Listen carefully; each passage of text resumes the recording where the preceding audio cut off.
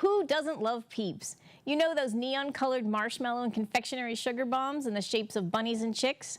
For the second year running, the Duxbury Free Library hosted a Peep diorama contest. Children's librarian Jessica Lamar gave us the details on this fun contest. Peeps are little sugar-coated marshmallows that you can find pretty much any holiday now, and they come in bunnies and chicks. But some of our Peep entries decided to kind of cannibalize all the parts and make their own animals. So they made pigs out of them and cows and anything they could think of, so sky's the limit.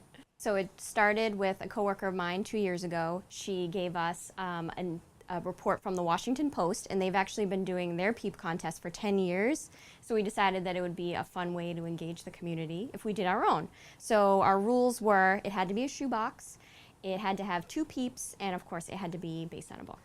So we had a week of people coming in, bringing it in, because they did it at home, and then everybody voted for the People's Choice Award, and then we announced 10 winners. So it was basically the populace picked who they liked the best. I think 4-year-old was our youngest, and then we actually had WATD, which is a radio station in Marshfield. They put their blood, sweat, and tears into a display. So we had pretty much everywhere in between, and we had some teens do it, and we had some groups from the middle school, the high school, and the elementary school all bring in entries. We had picture books.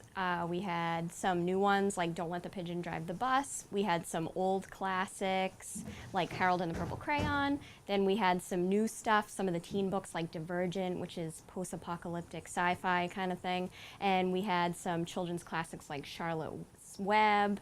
And then we even had some comic book entries like Doctor Who. The high school, I believe, did Island of the Blue Dolphin. And I don't even remember the scene that they did, but it was like a scene where all the I guess, tribe was getting decimated, so there's lots of toothpicks and blood.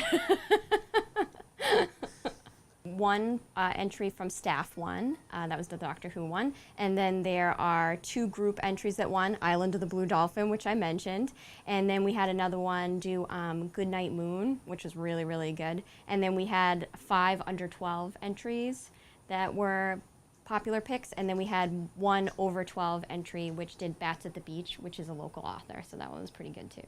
This is our second year. We had 42 entries last year, and we had 39 entries this year, and even the staff does entries too, and then we kind of brag who wins. I didn't win this year, so. But yeah, it's been really fun. We hope to do it again next year, and hopefully it'll be bigger and better, and it'll take over the whole library.